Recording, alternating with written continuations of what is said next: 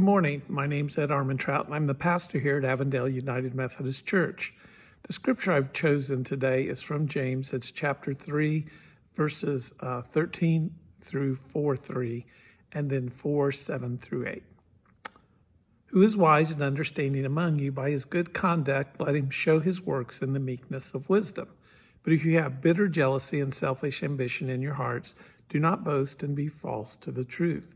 This is not the wisdom that comes down from above, but is earthly, unspiritual, and demonic. From where jealousy and selfish ambition exist, there will be disorder in every vile practice. But the wisdom from above is first pure, then peaceable, gentle, open to reason, full of mercy and good fruits, impartial and sincere. And a harvest of righteousness is sown in the peace by those who make peace. What causes quarrels and what causes fights among you is not this, that your passions are at war within you. You desire and do not have, so you murder. You covet and cannot obtain, so you fight and quarrel. You do not have because you do not ask. You ask and do not receive because you ask wrongly to spend it on passions. And then James 4:7 through 8. Submit yourselves therefore to God. Resist the devil and he will flee from you. Draw near to God and he will draw near to you. Cleanse your hands, you sinners, and purify your hearts, you double-minded. So I called this message wisdom. It's a little bit of a continuation from last week's about speech. So I really think it's kind of a continuation of this speech conversation. And so what he's trying to suggest is speech can't be, I'm just going to overwhelm you with what I believe to be true, no matter what the truth is, and I'll just beat you to death with it. So you're trying to overcome your opponents and just force them to believe what you believe. So you're not really trying to persuade them. You're just going to club them to death until they believe what you believe. And probably the most important thing, it's not necessarily about the truth. It's more about me, you, whoever's doing the talking. And so it's this pride of knowledge. And so it ends up being more about the person speaking instead of the truth and trying to make people understand. And maybe more importantly, sometimes we're just wrong when we say things, and we need to hear from somebody else to get us into the right place. So he's kind of divided this into wrong wisdom and right wisdom. And so wrong wisdom is earthly, that's coming from us. It's not led from the voice of God. Then in my commentary, he talked about natural man. So the example would be, you can have a dog or a cat. They can be the nicest dog or cat, but every once in a while you can get bit and scratched because you hurt them or do something wrong or they're scared.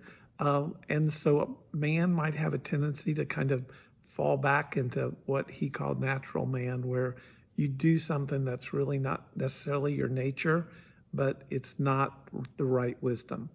And really at the end of the day, you're saying things that are not from God, but from evil. And in this case, the devil. And so then what's the opposite of that? What's true wisdom? Well, true means it's pure. And so the best way I could explain that to you, it means you're trying to share your wisdom with somebody else, but you don't have an ulterior motive. You're just simply trying to explain it to them so that they will either understand it for themselves, or at least they'll understand where you're coming from. Now, it doesn't mean they're going to agree with you, but at least that they'll understand where you're coming from. And so true wisdom should lead to peace.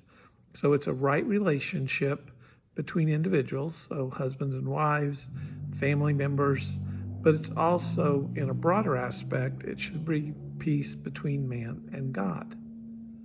When you have the right wisdom, you should be doing the correct or right thing. So sometimes you can do something, and so we'll use a work thing as an example. Maybe asked to do something, and you just don't feel very good about it because it's probably wrong. I just finished a book about Walter Cronkite, and I may have said this last week, but he ended up getting a job when he was pretty young, and he about doubled his pay. And everybody around him said, something's up. And he goes, yeah, but I'm not sure what the something up is. So he was just announcing horse races over a speaker system, and they liked his voice. Well, it was really a place for gambling and a speakeasy at a time when you couldn't have a liquor and you couldn't be gambling that way. So he said he did that job for 2 weeks and then he left because he knew it wasn't the right thing to do. If you're using true wisdom, it's going to be easier to persuade someone that you're right or to make them change their mind because you're being truthful. It's way easier to convince somebody of their folly if they're wrong, or of your truth if you're right, if what you're saying is truthful. Then he goes on to talk about mercy and practical help. And so it's one thing if someone's hungry to say, oh, well, I'll pray for you. Well, that could be helpful, but maybe a more practical way is you could go buy him some food, or you could take him to a restaurant. And so wisdom has to have some action with it. Wisdom means you're likely going to be the same all the time. Because if wisdom is true wisdom, then you're not going to be jumping around, changing between what you say. And then maybe one of the most important things, it's going to be without hypocrisy, so that your actions equal your words. So if you're being wise about something, when people see what you do and hear what you say, the two things should match up together. And then the last thing that true wisdom will result in is a right relationship between people. So we live in a time right now where people sort of try to yell, so who can ever yell the loudest can be correct. And so one of the things I think we're not very careful of is thinking about what we say and what it means. So I just finished a book. It's called Writing Reagan. Sorry about the noise. Someone's outside with a motorcycle or something. Just finished a book called Writing with Reagan. And it's about a Secret Service agent who could ride a horse. And so they use him as a Secret Service agent when President Reagan's out on the West Coast at his ranch. And he's telling a story that President Reagan put goldfish in his pond to try to keep the moss down, green stuff down, whatever they were calling it. And then all of a sudden, a big bird of prey shows up and starts eating the goldfish, and he's not very happy about it. So this goes on for a while. So one day he's watching the president, and the president goes out to the pond. He pulls out a gun and fires off some shots, not to shoot the bird, but just to scare it away.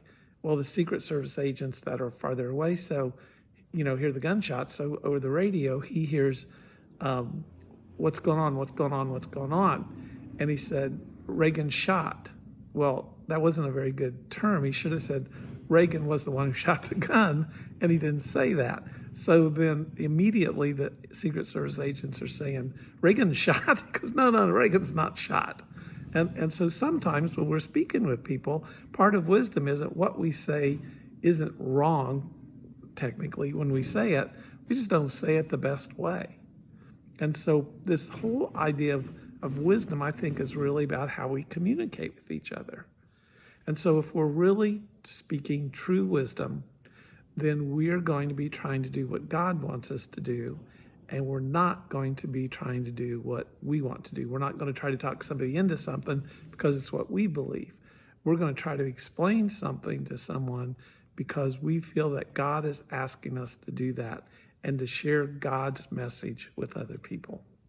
So this whole idea of wisdom isn't really that we're going to be so wise that everybody's going to listen to us, or we're going to be so wise that everybody's going to want to hear us speak.